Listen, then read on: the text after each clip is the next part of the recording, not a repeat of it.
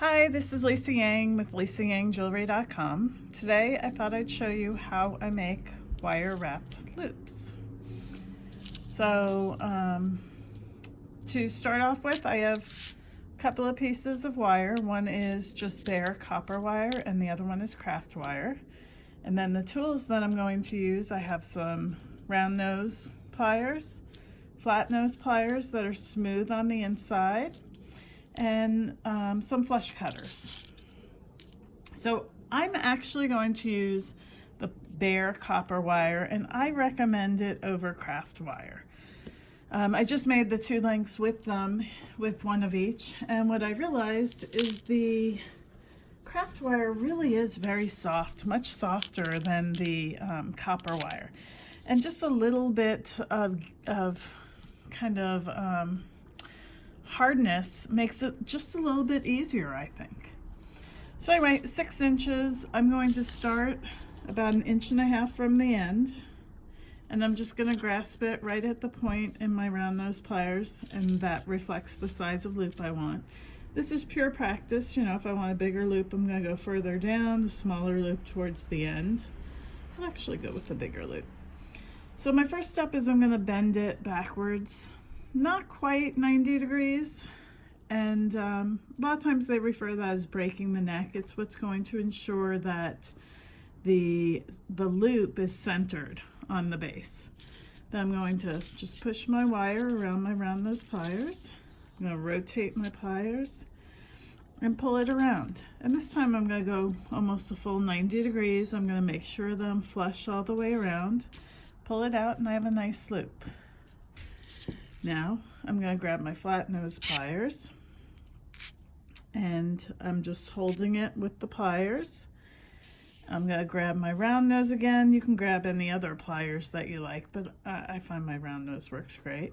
And I'm going to wrap it around the neck. Now here's where there's a little bit of technique. I do pull my wire up towards the pliers that is holding the loop. And doing that is going to make my wire wrap start right underneath that loop, so it keeps it really close. And after that, I'm going to always try to wrap and pull it so that it just goes right underneath the prior coil. I usually do about 3 wraps, so I'm going to do 3. I'm going to come in with my cutters, make sure the flat side is going against the wire because you want it to be cut flat. One side will be angled. You want that to be the piece that you throw away.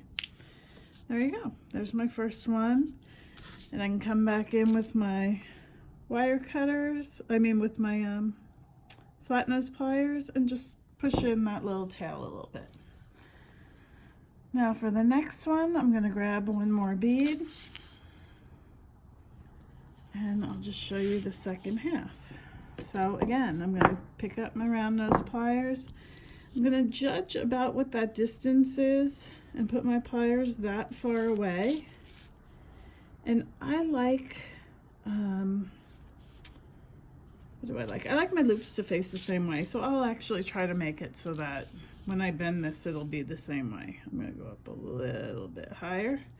I'm just going to give it that little bend, wrap around, adjust my pliers, and bring it around. Now here's where I can see, I think my loop was a little bit bigger last time, so I'm just going to push it down a little bit. There we go. Now I can check it. Got myself a little hump there. Just going to pull it tight. There we go. There's my loop. I'm going to grab it again with my pliers. I always pull this wire towards me, so I've repositioned, and remember I'm going to pull it up towards the pliers, and then wrap it around, do it again. Now I've misjudged this. Last time I had 3 wraps. This time I'm going to have about 5. Now sometimes, yeah, you just chalk this up to scrap because it's off. Other times I think, well, that'll work. It's just a design feature. Gonna come in here with my cutters, cut it off, and tuck in that little end. And that's a really important step because otherwise something's going to get caught on there. So there's my finished link. It is a little longer on one side than the other, but I'll show you a little project I made, and it makes good use of them being uneven. So the top one is short and the bottom one's long. So depending on what you're making, you can totally make it a design feature. Anyway, I hope that helped. Again, this is Lisa from LisaYangJewelry.com. I hope you'll check out my YouTube channel and my website for more instructions and tutorials. Have a great day.